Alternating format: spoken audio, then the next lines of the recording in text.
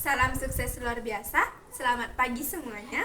Perkenalkan, nama saya Niwayan Murtini dari jurusan FB Service A.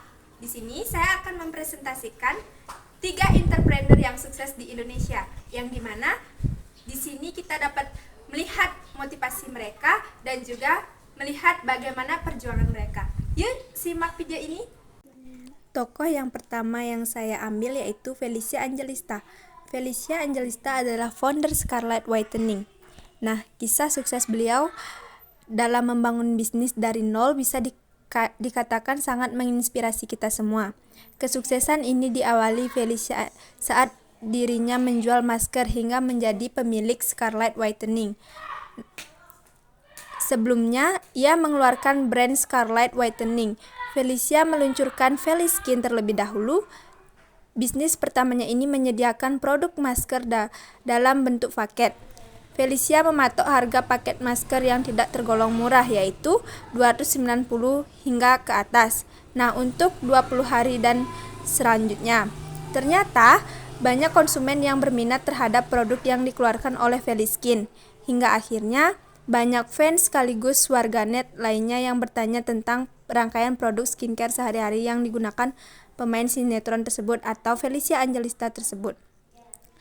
Pasalnya, kulit Felicia tampak lebih putih, bersih, dan cantik. Nah, Felicia melihat peluang saat ada warganet yang bertanya tentang rangkaian produk skincare yang digunakannya. Untuk menjawab semua pertanyaan warganet, Felicia mulai meluncurkan produk Scarlett Whitening yang telah meraup keuntungan hingga puluhan miliar ini. Nah, supaya produknya makin dikenal masyarakat, Felicia mulai menggunakan strategi pemasaran yang cukup jitu dengan menggandeng sejumlah selebritas dan selebgram. Nah, pada masa awal-awal promosi, Felicia dibantu oleh sejumlah rekannya, bahkan ambasador dari Korea Selatan, yaitu Song Joong Ki dan Twitch. Pada masa pandemi, Felicia justru lagi pada beli perang Scarlett apa aja. Sekarang kita lagi ada di Food Scarlett. Silakan di Scarlett ada Kak Imo dan Kak Feli. Wah, ada yang lagi borong ultralight. Kemudian tokoh yang kedua ada Nadiem Makarim. Nadiem Makarim adalah founder Gojek Indonesia, yang dimana Nadiem Makarim mengawali karirnya dengan menjadi seorang manajemen konsultan di mekanisme dan company di sebuah lembaga konsultan ternama yang berbasis di Jakarta. Di perusahaan ini ia menghabiskan kurun waktunya selama 3 tahun. Nah, selain itu ia juga bekerja sebagai CEO, founder, dan managing editor di Zalora Indonesia. Kemudian ia menjadi Chief Innovation Officer Kartuku.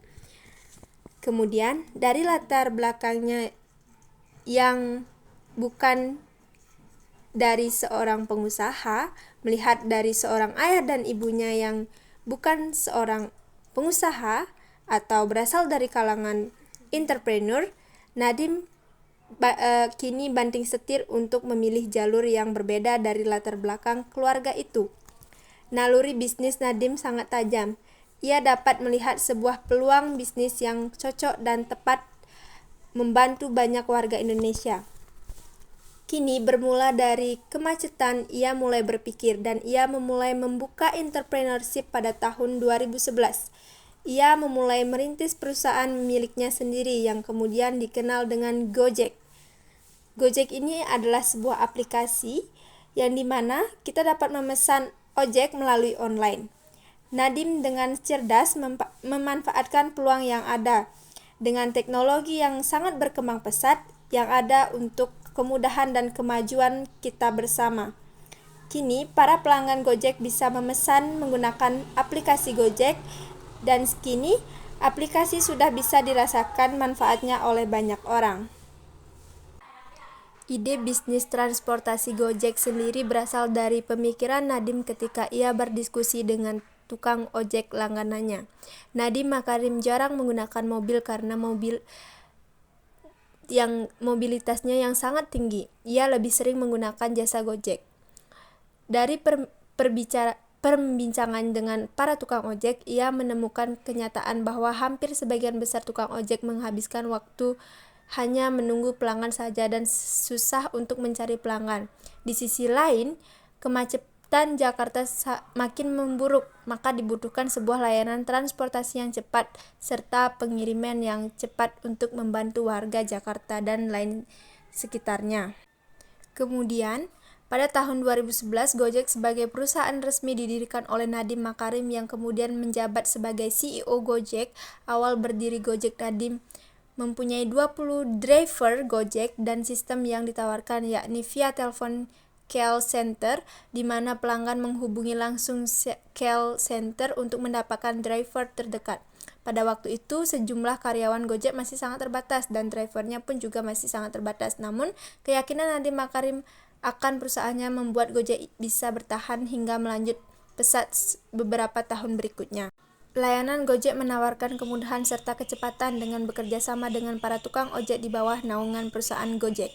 Layanan Gojek Nadiem Makarim menawarkan jasa pengantaran barang dan makanan, transportasi, serta jasa belanja. Gojek semakin berkembang setelah tahun 2014 mendapatkan suntikan dana dari perusahaan investasi asal Singapura yaitu North Star Group.